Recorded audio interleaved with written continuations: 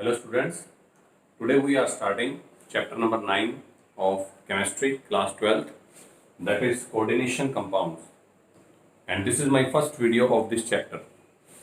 इस चैप्टर का जो फर्स्ट टॉपिक आपके पास में है that is types of salt.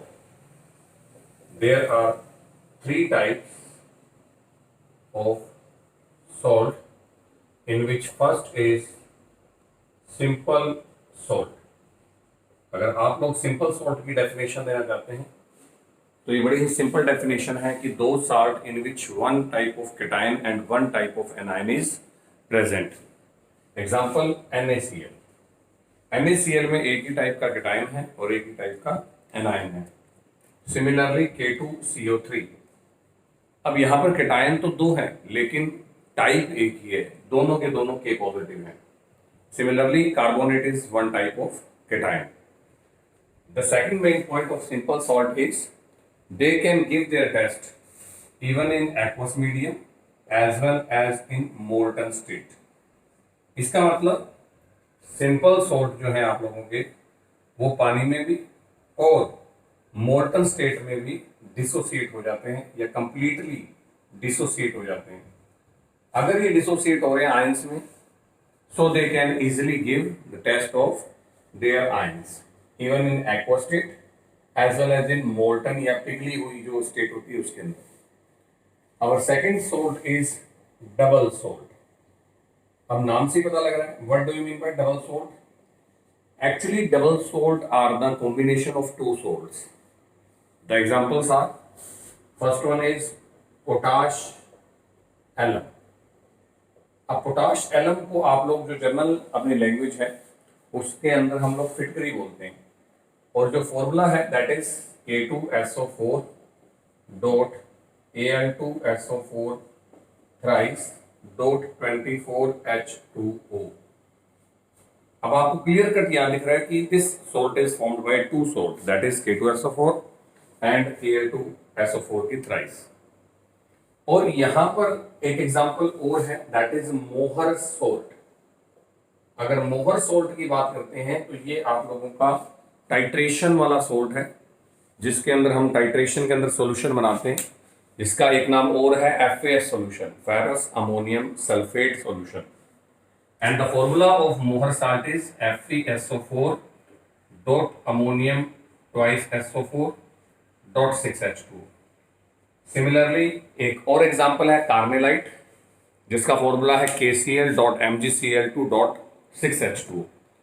अब इस सॉल्ट में आप लोगों को 3 कॉम्बिनेशन दिख रहे हैं. The first one is K2SO4, second one is Al2SO4 thrice and the third one is 24H2. But H2 is not considered as a salt, so it is clear that this salt is formed by the combination of two salts.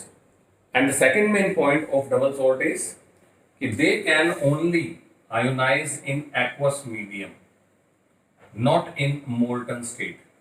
अब ये लोग अगर molten state में completely ionize नहीं हो रहे, ये salt अगर completely ionize नहीं हो रहे, it means they will not give test of all ions in molten state, but only give test in aqueous state.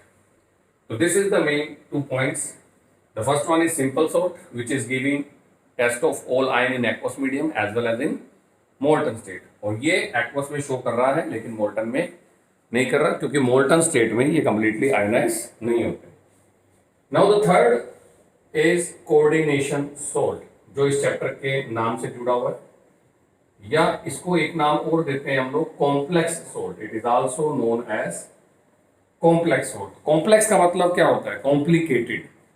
Actually coordination salt और कोऑर्डिनेशन कंपाउंड्स की जो स्ट्रक्चर है that is complicated, so these are also known as complex salt. Example के लिए मैं आपके पास एक example ये है हमारे पास copper ammonia 4 and sulphate. Generally इन सॉल्ट्स के 2 पार्ट होते हैं, एक ब्रैकेट वाला और एक आउटर पार्ट. ठीक है.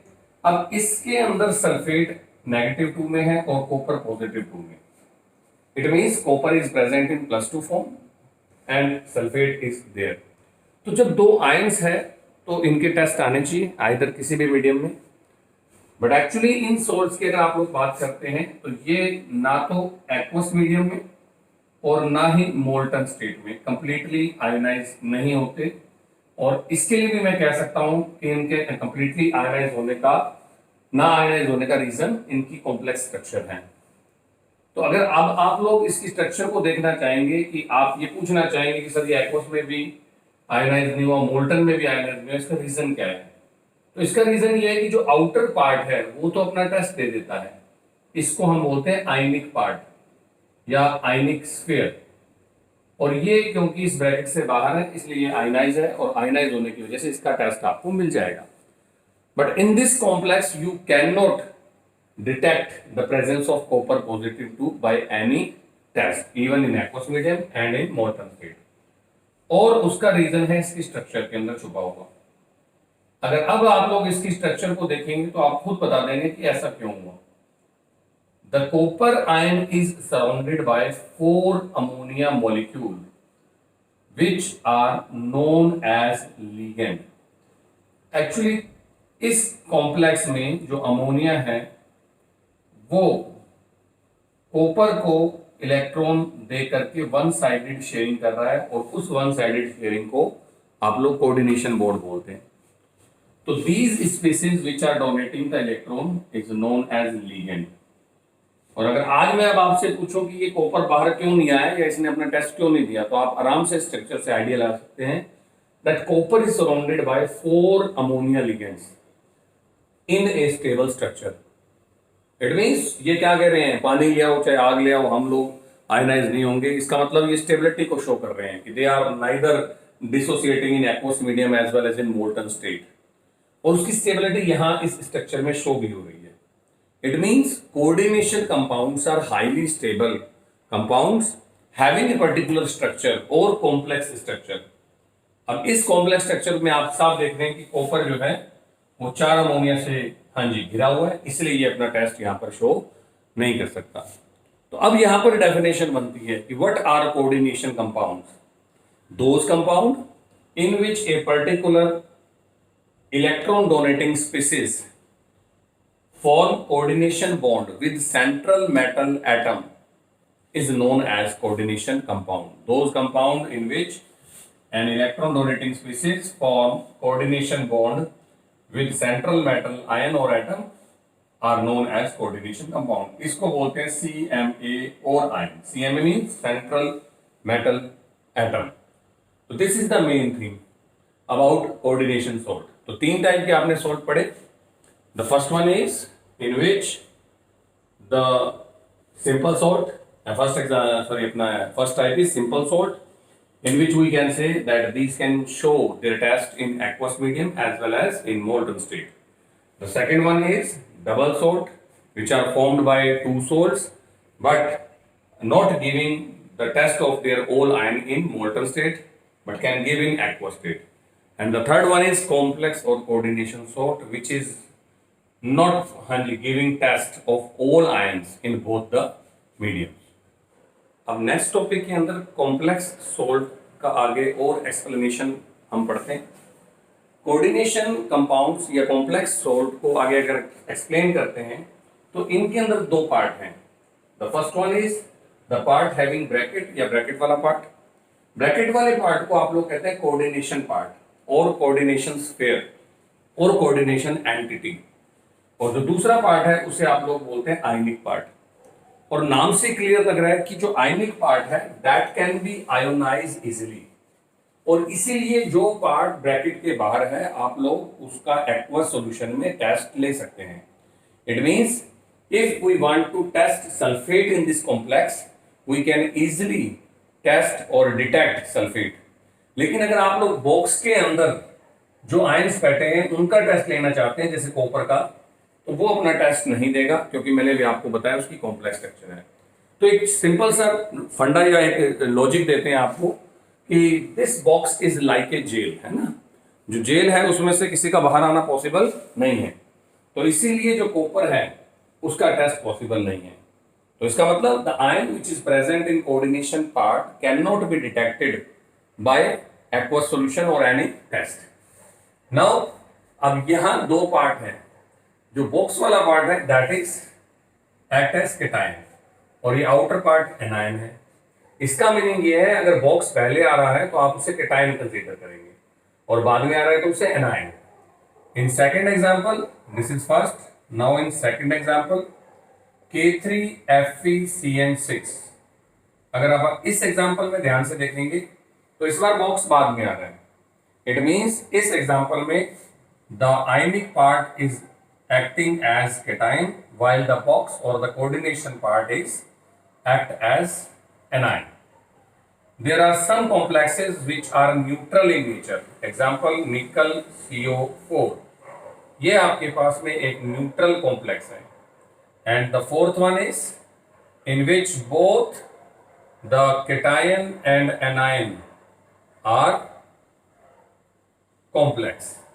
इट मीन्स ये आपका फोर्थ एग्जाम्पल है जिसमें केटायन कॉम्प्लेक्स है और एनायन भी कॉम्प्लेक्स है।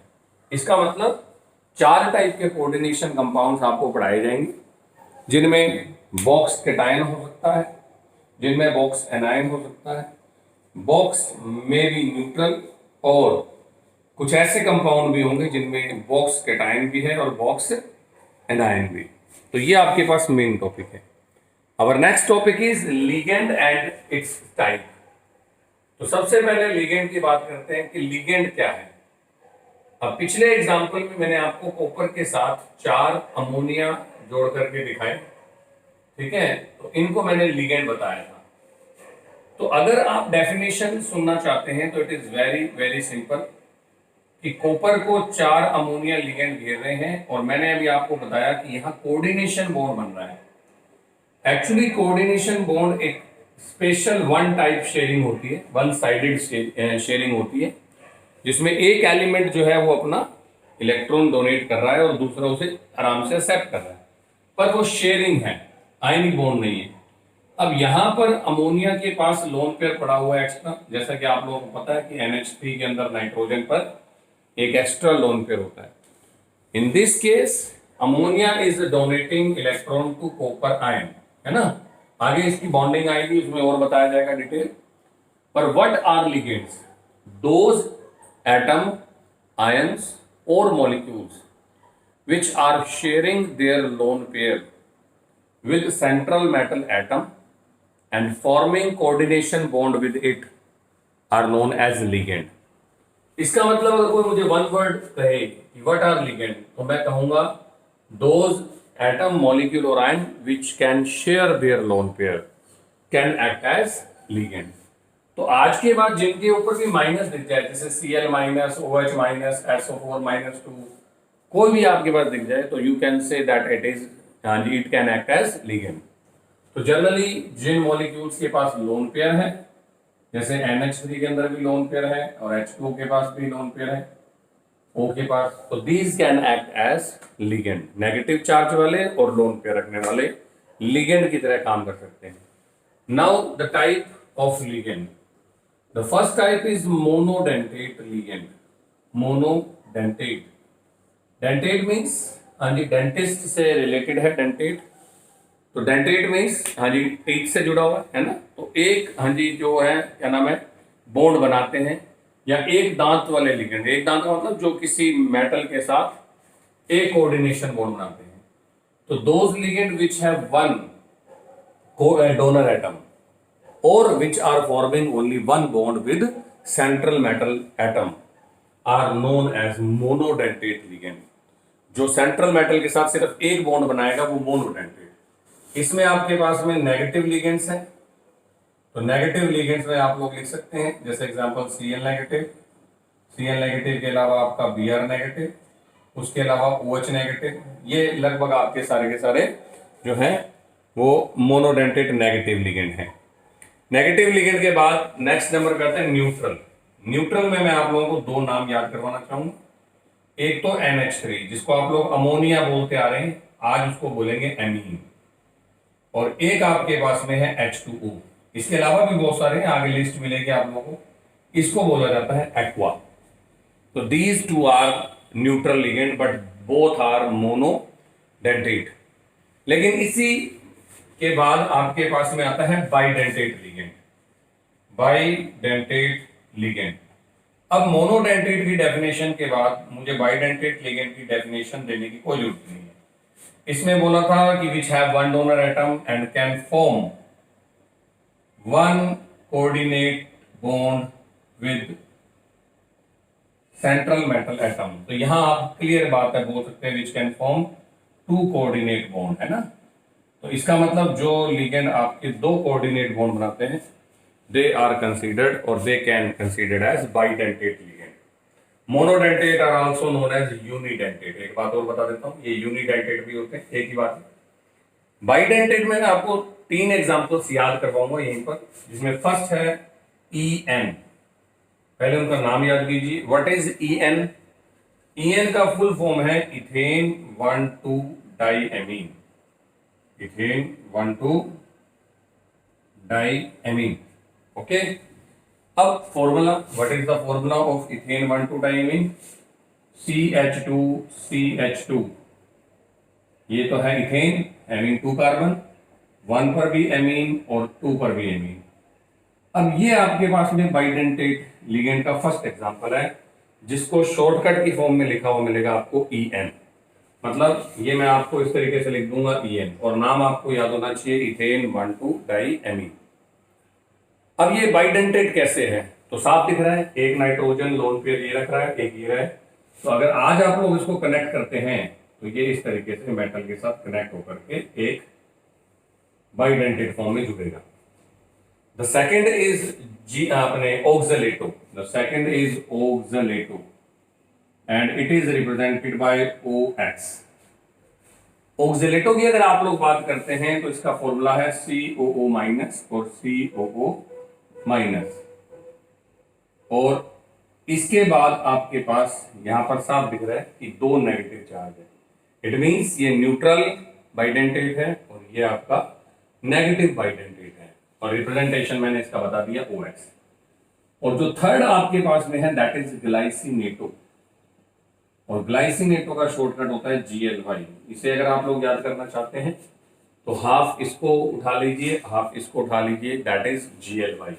It means CH2NH2 and COO minus. लेकिन अब इसमें एक बात मैं आप लोगों को बताना चाहता हूं कि the above two, 1 number and 2 number, are AA type bidentate. AA type means यहां पर N कनेक्टेड है डोनर एटम की फॉर्म में, यहां पर भी N है, तो इसको मैं कह रहा हूं AA टाइप का डोनर एटम बाइडेंटेट लिगेंड। यहां पर O डोनर एटम है, O डोनर एटम है, इसका मतलब ये भी आपका AA टाइप का बाइडेंटेट लिगेंड है। क्योंकि मुझे आगे ये बात चाहिए तो मैं आज ही आप लोगों को इससे मिलवा रहा हूं। But what is this? In this case the first donor atom is nitrogen and the second one is oxygen. Hydrogen मत कह देना, हाइड्रोजन तो डोनर हो भी नहीं सकता क्योंकि उसके पास एक ही इलेक्ट्रॉन है ना।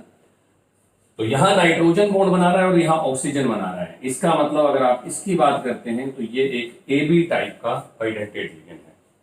तो मैंने आपको बताया कि लिगेंड कौन है? Ligand are the electron donating species which have either negative charge और हैविंग लोन पेयर।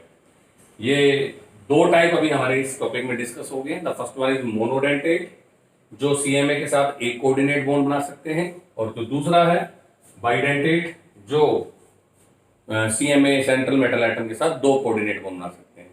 और बाइडेंटेट के 3 एग्जांपल याद करने। EN पूरा नाम है ethane 1,2 diamine, formula CH2CH2 NH2 NH2। Second is oxalato that is OX, formula COO negative COO negative. And the last one is glycinato GLY and the formula is half of EN and half of OX, that is CH2 NH2 COO negative. ऊपर वाले दोनों AA type के bidentate ligand है because their donor atoms are similar, लेकिन नीचे वाले में donor atom अलग अलग है, इसलिए आपने उसको AB टाइप का बाइडेंटेट लिगेंड कहा है। Now the third type is polydentate ligand. Polydentate ligand means जो सेंट्रल मेटल एटम के साथ 2 से ज्यादा कोऑर्डिनेट बॉन्ड बनाए। It means which are forming more than 2 coordinate bond with central metal atoms. The example in this type is bis-ethylene triamine. और इसको हम लोग शो करते हैं ट्रिस से, TRIS। और इसके अंदर आपके पास बिस इथाइलिन ट्राइएमीन, तो साफ दिख रहा है आपके पास क्या होगा, N के बाद इथाइलिन CH2 एंड NH2, और सिमिलरली CH2 NH2। तो बिस इथाइलिन मीन्स इथाइलिन 2 बार है और एमीन 3 बार, 1 एमीन 2 एमीन और 3 एमीन। तो अगर आज ये जो बॉन्ड बनाएगा तो वो आपके पास में इस तरीके से ट्राइडेंटेट बॉन्ड बनेगा। इट मीन्स ये 3 कोऑर्डिनेट बॉन्ड बना रहा है सेंट्रल मेटल के साथ। Now the fourth and last type is ambidentate ligand. Ambidentate ligand are those which are monodentate, मतलब ये एक टाइम में एक ही बॉन्ड बनाएंगे, but they can form coordinate bond from both the ends. इसका मतलब इनके 2 एंड है, ये इधर से भी कोऑर्डिनेट बॉन्ड बना सकते हैं, इधर से भी। इनके जो 3 बेस्ट एग्जांपल है उनमें से फर्स्ट आप लोगों ने पढ़ा हुआ दैट इज साइनो। अब साइनो की अगर आप लोग बात करते हैं तो साइनो में कोऑर्डिनेट बॉन्ड C के साथ बना होता है, इसको बोलते हैं साइनो। और आजकल जो नई किताबें हैं उसमें हम इसको बोलते हैं साइनो C। और इसके अंदर ही आपका एग्जांपल आ जाएगा, अगर ये कोऑर्डिनेशन बॉन्ड N के साथ बन रहा है, देखिए C के साथ बनना था पहले, अब N के साथ, तो इसको हम बोलते हैं साइनो N। और या इसका दूसरा नाम होता है isocyano. Okay, the second example of ambidentate is CNO। अब CNO के अंदर C बॉन्ड बना रहा है, इसको आप लोग बोल सकते हैं साइनेटो, साइनेटो भी बोल सकते हैं और साइनेटो C। और अगर ये इसी तरीके से N बॉन्ड बना रहा होता NCO, तो आप इसको बोलते हैं साइनेटो N और आइसोसाइनेटो। ठीक है, ऊपर वाले का नाम सिर्फ साइनेटो है, नीचे वाले का isocyanato. The third example of this type is SCN। अब SCN के अंदर एक्स्ट्रा क्या चीज जुड़ गई, ऊपर वाले O को मैंने हटा करके और मैंने कनेक्ट कर दिया सल्फर। और पूरी केमिस्ट्री में जहां पर भी सल्फर कनेक्ट होता है ऑक्सीजन की जगह, वहां थायो ऐड हो जाएगा। तो इसका मतलब इसका नाम क्या है, थायोसाइनेटो, या इसको बोल सकते हैं थायोसाइनेटो S, क्योंकि सल्फर बॉन्डिंग कर रहा है। और सेकंड आपके पास में आएगा NCS। अब आप इसको बोल सकते हो थायोसाइनेटो N, या इसका नाम है आइसोथायोसाइनेटो। पर एम्बीडेंटेट लिगेंड में आप देख रहे हैं कि वो इस एंड से भी बॉन्ड बना सकता है और दूसरे एंड से भी बॉन्ड बना सकता है। इट मींस ऐसे लिगेंड जो एक टाइम में एक ही बॉन्ड बनाएंगे, लेकिन इधर से भी बॉन्ड बना सकते हैं और इधर, they can form coordinate bond from both the ends are known as ambidentate ligand. अब इसमें एक बात आपको एक्स्ट्रा बताता हूं, दैट इज किलेट रिंग और किलेशन। अब ये किलेट रिंग और किलेशन क्या है आपके पास में, उसके लिए बात करते हैं। किलेशन और किलेट रिंग जो है प्रोसेस, वो कोऑर्डिनेशन कंपाउंड की स्टेबिलिटी को बढ़ाता है। अगर आज आपके पास बाइडेंटेट लिगेंड है या पॉलीडेंटेट लिगेंड है, तो आपके पास एक रिंग बनेगी जो कि कोऑर्डिनेशन कंपाउंड की स्टेबिलिटी को भी बताएगी। जैसे मैंने पीछे आपको बाइडेंटेट बना करके दिखाया था, CH2 NH2 NH2, है ना। नाम बता देता हूं, इसका शॉर्टकट था EN, और वैसे नाम है इसका इथेन 1,2 डाइएमीन। लेकिन अगर कोई भी बाइडेंटेट लिगेंड मेटल के साथ जुड़ता है तो वो 2 साइड से उसको पकड़ता है या उसके साथ बॉन्ड बनाता है, जिस वजह से बीच के अंदर एक रिंग बन जाती है like this. This ring is known as chelate ring and this process is known as chelation. Chelate ring का बनना किलेशन। अब किलेट रिंग से साफ दिख रहा है स्टेबिलिटी इंक्रीज हो रही है, यस और नो। तो अगर मान लीजिए मैं बात करता हूं कि किलेट रिंग बन गई तो रिंग से स्टेबिलिटी बढ़ गई। अगर यही मेरे साथ कोई सिंगल जुड़ा हुआ होता, जैसे OH जुड़ा हुआ है, तो मेरे पास ये रिंग नहीं बन रही। इट मींस ये रिंग बनेगी बाइडेंटेट या पॉलीडेंटेट में।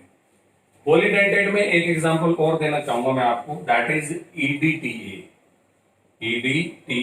आधा नाम यहीं से लेना है, इथाइलिन और डाइएमीन, और टी मीन्स टेट्रा, ए मीन्स एसीटेट। तो इसका पूरा नाम मैं आपको लिख देता हूं, इथाइलिन डाइएमीन और टेट्रा एसीटेटो, क्योंकि लिगेंड के लिए अपने यही वर्ड यूज करते हैं, टेट्रा एसीटेटो। अब इसको बना के दिखाते हैं, तो CH2 सिंगल बॉन्ड CH2, उसके बाद में N और उसके बाद में N, और यहां जो आपके पास में यहाँ पे H2 और H2 है, उसकी जगह मैंने चारों बॉन्ड खाली छोड़ दिए, उनकी जगह टेट्रा एसीटेट जुड़ेगा। एसीटेट क्या होता है? एसिटिक एसिड का ion, that is CH3COO negative. तो अगर उसको कनेक्ट करते हैं तो एक H और रिमूव करना पड़ेगा, that is CH2COO negative, CH2COO negative, CH2COO negative और CH2COO नेगेटिव। अब ये भी एक पॉलीडेंटेट का एग्जांपल है जो मैंने यहां आपको पढ़ाया। अब पॉलीडेंटेट के अंदर अब ये कितने डेंटेट होना चाहिए, तो आप पहले चार्ज का कैलकुलेट कीजिए, 1 2 3 4, नेगेटिव 4 चार्ज तो आपको दिख रहा है, उसके बाद 2 मुझे लोन पेयर भी शो हो रहे हैं। इसका मतलब EDTA is a hexadentate ligand, एक साथ 6 बॉन्ड बनाता है ये मेटल के साथ, 1 2 3 4 and this is 5 and this is 6। लेकिन आज मेरे से पूछ ले कोई किलेट रिंग कितनी बनी, तो अगर बाइडेंटेट है तो किलेट रिंग बनी 1 है ना, क्योंकि मैंने उसको 2 जनों को पकड़ा तो बीच में एक रिंग बन गई। लेकिन आज आपके पास ट्राइडेंटेट है तो रिंग्स कितनी बनी, 1 and 1 इज इक्वल टू 2। तो now there are 2 chelate ring. Bidentate में 1 है, ट्राइडेंटेट में 2 है, तो टेट्राडेंटेट में 3, और हेक्साडेंटेट में 1 2 3 4 and 5। There are 5 chelate rings present in the hexadentate. तो this is the chelate ring. और एक बात मैं आपको बता देता हूं, लास्ट टॉपिक में स्टेबिलिटी पढ़ाते हुए बताई जाएगी, more the number of kilate ring, more will be the stability of the coordination compounds. Now our next topic is coordination number.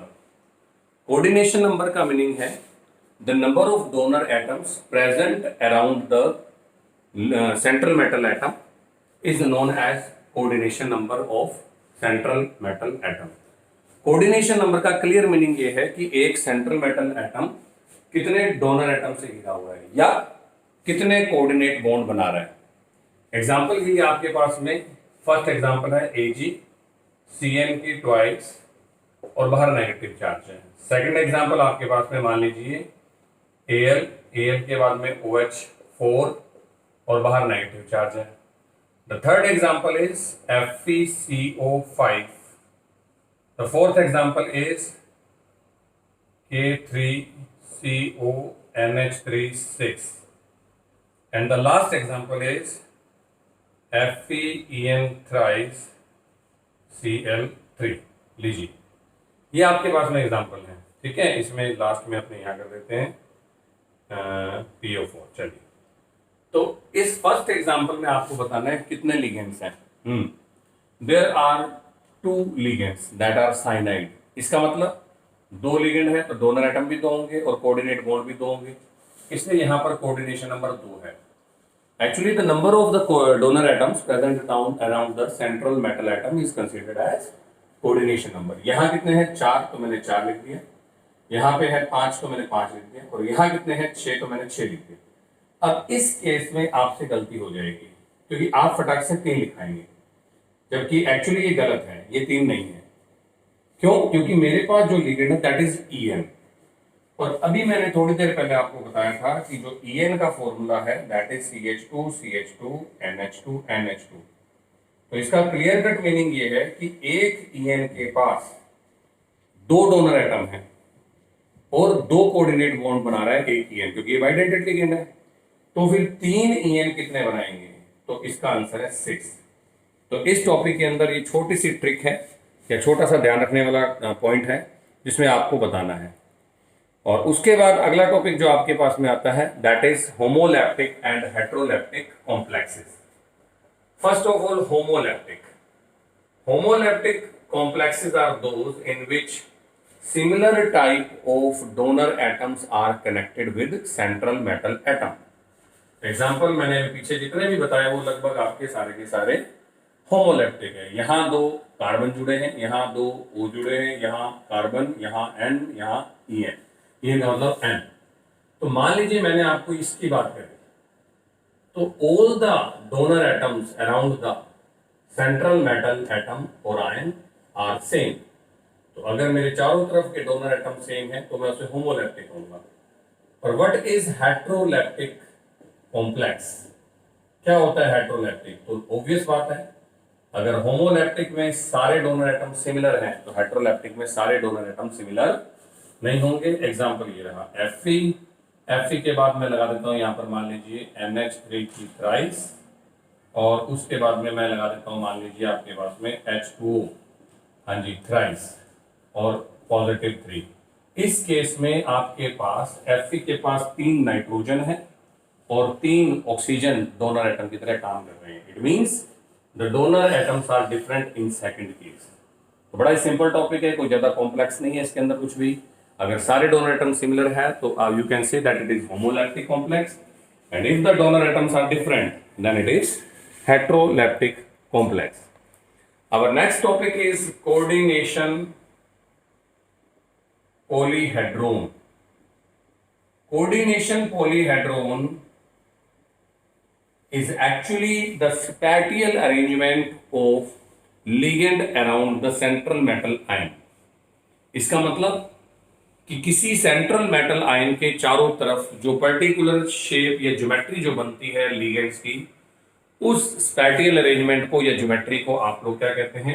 Coordination polyhedron बोलते हैं। ये पिछले साल आप लोगों ने हाइब्रिडाइजेशन के दौरान पढ़ी भी थी। पिछले साल 11th class chapter number 4 chemical bonding में आप लोगों ने ज्योमेट्रीज एंड हाइब्रिडाइजेशन पढ़ा था। अगर मेरे पास दो लिगेंड हैं तो मेरा हाइब्रिडाइजेशन होगा sp और उनकी शेप होगी लीनियर इस तरीके से। इसका मतलब अगर दो लिगेंड्स हैं, जैसे इस एग्जांपल में दो लिगेंड्स हैं, तो उन दो लिगेंड की जो ज्योमेट्री होगी या स्पैटियल अरेंजमेंट जो है, spatial arrangement means arrangement in the space, that is linear. तो आप उसको कहेंगे लीनियर। तो ये मेरे बच्चों को याद होना चाहिए। और दो लिगेंड इतना दूर रहना चाहेंगे एक दूसरे से, क्यों? क्योंकि लिगेंड्स हैव सिमिलर चार्जेस। मैं भी नेगेटिव और आप भी नेगेटिव, तो हम एक दूसरे को रिपेल करेंगे, और जिनके बीच में रिपल्शन होता है वो एक दूसरे से दूर रहते हैं, मैक्सिमम दूर रहते हैं। तो दो बॉन्ड्स के लिए ये शेप बनती है। इफ देयर आर 3 लिगेंड्स तो हाइब्रिडाइजेशन sp2 होगा और शेप होगी ML3। This one is L, this one is L and this one is L। और आपको साफ दिख रहा है this is the planar trigonal shape. तो आज के बाद अगर मेरे बच्चों को कभी भी 3 लिगेंड वाला कोई बाइडेंटेट नहीं होना चाहिए, लेकिन उसमें 3 लिगेंड में 3 डोनर एटम वाला कोई भी एग्जाम्पल दिखता है तो उसको आप sp2 हाइब्रिडाइजेशन बता करके उसकी शेप बता सकते हैं कि दैट इज प्लेनर ट्राइगोनल। लेकिन अब 4 वाली शेप की बात करते हैं तो इसमें 2 हाइब्रिडाइजेशन है, एक sp3 और एक dsp2। ओके, ये मैं आगे एक्सप्लेन करूंगा। फिलहाल आप सिर्फ लर्न कीजिए कि if there are 4 ligands, example ये रहा 4 लिगेंड वाला, और भी आएंगे, तो उनका हाइब्रिडाइजेशन अगर sp3 है तो शेप होगी टेट्राहेड्रल, जो पिछले साल बनाई थी। और एक मैंने आज बनवाई आप लोगों से कॉपर वाली, दैट इज स्क्वायर प्लेनर। ठीक है, ये पिछले वाली प्लेनर ट्राइगोनल थी, now it is square planar. ये दोनों शेप्स आपने पिछले साल बनवाई हुई है। मान लीजिए ये मेटल टेट्राहेड्रल शेप इस तरीके से थी, और स्क्वायर प्लेनर मैंने आपके फर्स्ट कॉम्प्लेक्स में, जिसमें मैंने कॉपर को 4 अमोनिया से कवर करके दिखाया था, that is square planar. 5 number का हाइब्रिड, 5 अगर लिगेंड मेरे पास चारों तरफ है किसी मेटल आयन के, तो उसके पास 2 हाइब्रिडाइजेशन है, आइदर sp3d और dsp3, पर उनकी शेप दोनों की सेम रहेगी, दैट इज ट्राइगोनल बाइपिरामिडल। और ये मेरे बच्चों ने पिछले साल जरूर पढ़ा होगा। ये वाला शेप बनवा मैं देता हूं आपको। ट्राइगोनल बाइपिरामिडल कैसे बनता है? This is the metal, 3 bones are in a trigonal form, planar trigonal form like this. और जो 2 बोन्ड है आपके, दैट इज फॉर्मिंग पिरामिड। इसका मतलब ये एक बोर्ड के बाहर है इस तरीके से और एक बोर्ड के पीछे की साइड, लेकिन हम बाहर वाले बोर्ड को ऐसे दिखा देते हैं और पीछे वाले को डैश डैश करके ऐसे। अगर आप इसको इस तरीके से कनेक्ट कर देते हैं तो एक पिरामिड ऊपर बन गया और एक पिरामिड नीचे बन गया। हालांकि कनेक्ट करने की कोई खास जरूरत नहीं होती, पर अगर आप कर देते हैं तो एक पिरामिड ऊपर और एक पिरामिड नीचे, दैट इज ट्राइगोनल बायपिरामिडल। और बॉन्ड एंगल्स आपको दिख रहे होंगे, ट्राइगोनल का 120 डिग्री और इसका 90 degree. And the last one is if there are 6 ligand और 6 donor atoms around the central metal ion, जैसे ये रहा EN3 कि मेरे चारों तरफ 6 लिगेंड है या 3 बाइडेंटेट लिगेंड है या एक हेक्साडेंटेट लिगेंड है, तो भी मेरी शेप इस टाइप की होगी। हाइब्रिडाइजेशन होगा sp3d2 या d2sp3 और इसकी शेप होगी ओक्टाहेड्रल। तो ये जो 5 मैंने शेप्स आप लोगों को बताई हैं, 5 या 6, ये आप लोगों को लर्न होने चाहिए। इसके बाद आप लोग किसी भी XYZ मॉलिक्यूल की या कॉम्प्लेक्स जो आपका ये सोल्ट है उसकी शेप बता सकेंगे। तो कैसे बनती है ऑक्टाहेड्रल? ऑक्टाहेड्रल में पहले आप स्क्वायर प्लेनर बनाएंगे like this, the 4 bonds are in square planar form, the one is this and the second one is this. इसको कई किताबें स्क्वायर बायपिरामिडल भी बताती हैं। तो स्क्वायर बायपिरामिडल ऑक्टाहेड्रल कैसे, उसको मैं आपको शो करके बताता हूँ। ठीक है, ये मान लीजिए मेरे पास एक स्क्वायर है, हालांकि रेक्टेंगल है पर मान लीजिए स्क्वायर है। इसके बीच के अंदर मेटल है, एक बॉन्ड यहाँ, एक बॉन्ड यहाँ, एक बॉन्ड यहाँ और एक बॉन्ड यहाँ। 4 बॉन्ड आपके प्लेन में बनने के बाद 5वां बॉन्ड कहाँ है? ऊपर। तो अगर आज इस तरीके से 5वां बॉन्ड है तो छठा कहाँ आ जाएगा? ऑब्वियस बात है, इसके नीचे की साइड। तो अगर अब आप इसको कनेक्ट कीजिए, मैं इसको यहां रख देता हूं और इसको कनेक्ट करता हूं, तो मेरे पास फर्स्ट फेज कौन सा होगा? इधर से देखिए, this to this is my first phase, फिर this to this is my second phase, this to this is third phase and this to this is fourth phase. The 4 faces are on the upper side, similarly the 4 faces are on the lower side. So 4 plus 4 is equal to 8. It means it is an octahedral shape, or we can also say that it is square bipyramidal shape. Okay, तो यहां पर आप ligand को connect कर दीजिए। There are 6 ligands around the metal ion. So now there are 6 structures or the geometries जो आपको learn करनी है, in which the first one is if the ligands are 2 or donor atoms are 2, then it is sp hybridized and the shape is linear. Bond angle is 180 degree. If there are 3 ligand or 3 donor atom around the metal ion, then we have sp2 hybridization and the shape is planar trigonal with 120 degree bond angle. If there are 4 ligand or donor atom around the central metal ion, then it may be hybridized sp3 hybridized or dsp2 hybridized. sp3 में tetrahedral shape होगी और bond angle आपने पिछले साल पढ़ा हुआ है 109 degree 28 minute, that is 109 degree and 28 minute. और शेप dsp2 में square planar with 90 degree bond angle. If you have 5 donor atoms around the central metal ion, then the hybridization is sp3d or dsp3. There are 2 hybridization. ये मैं आगे explain करूंगा ये hybridisation है या ये है, ये आगे मैं एक्सप्लेन करूंगा। But you have to learn the shape कि 5 लिगेंड वाले की शेप होगी trigonal bipyramidal. And the last one is 6। अगर आपके पास 6 डोनर एटम है या 6 लिगेंड है मोनोडेंटेट या 3 लिगेंड है bidentate, then the shape of the complex is octahedral with 90 degree bond angle. इसमें सिर्फ 90 डिग्री होगा। तो ये शेप्स आपको याद करनी है। अगर आपको इस बात की कंफ्यूजन है कि 4 वाला कौन सा हाइब्रिडाइजेशन है या कौन सी शेप है, उसके लिए हम आपको आगे जो टॉपिक होगा उसमें डिस्कशन करेंगे। तो ये आपको लर्न करना है। तो इस फर्स्ट वीडियो में आज के लिए इतना ही बहुत है। तो हैव ए नाइस डे। तो लर्न कीजिए, इसे ढंग से याद कीजिए। Thank you so much. Have a nice day.